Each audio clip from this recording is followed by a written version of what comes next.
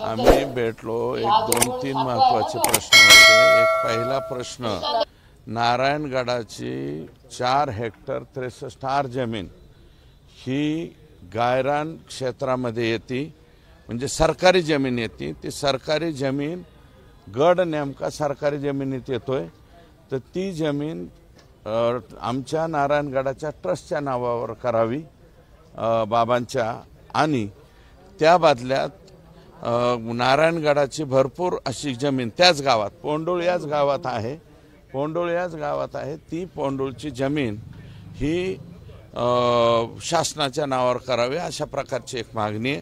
दुसरी मागणी आमची ही राहिलेली आहे की आता शासनाने गाळ म्हणजे गाळ काढण्याचं धोरण घेतलेलं आहे।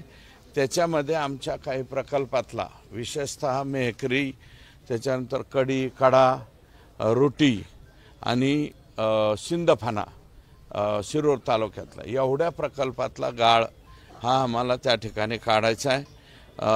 अशा प्रकारचे आमचं प्लॅनिंग जिल्हाधिकारी महोदयांना आम्ही त्या ठिकाणी सांगितलेलं आहे।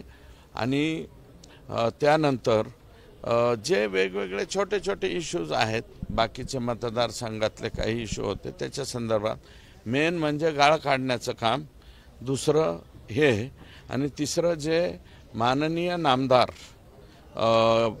भाई नाईक साहेब यांनी जी बैठक आमची घेतली वन खात्याच्या आणि वन्यजीवच्या बाबतीमध्ये, नायगाव मयूर अभयारण्याच्या बाबतीत, कारण बिबटसुद्धा बाहेर निघतोय, याच्या बाबतीमध्ये जे गिरीपुष्प आहे ग्लेरिसिडिया, त्याचं समूळ नष्ट करण्यासाठीचे प्रस्ताव हे लवकरात लवकर त्या ठिकाणी पाठवावे।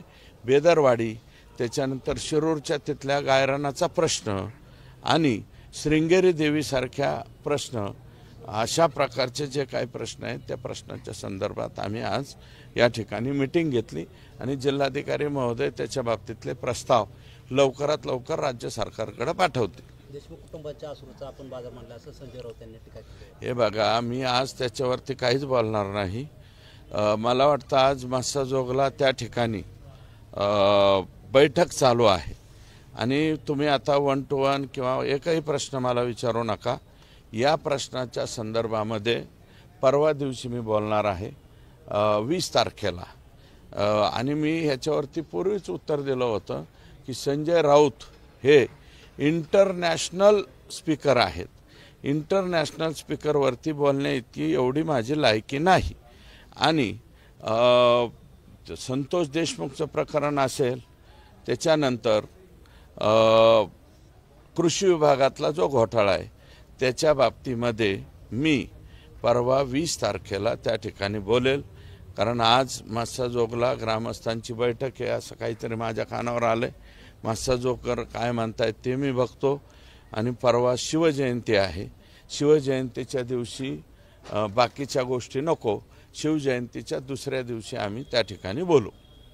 ओके अण्णा, ते तुम्ही म्हणतात आष्टी मतदारसंघात 302 लागू आहे, पण आपल्या शिरूरमध्ये लोक आंदोलन करतायत। 302 लागू आहे?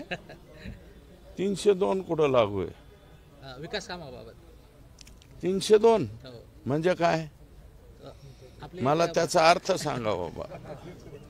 302 कसं लागलं? शिरूर नगरपंचायतीच्या संदर्भामध्ये काही आंदोलन करत होते 2 दिवसापूर्वी। अहो, ते आंदोलन हे बघा, किरकोळ कारकोळ आंदोलन हे ते सगळीकडे चालू असतात। प्रत्येक आंदोलनाकडे आणि याच्याकडे एवढं लक्ष देत जाऊ नका अशी आमची विनंती आहे तुम्हाला। ज्यांच्या विरोधात लाट आहे त्यांच्या विरोधात आपण असं देखील जरांगे बोललेले आहेत। मला त्याच्यावरती बोलू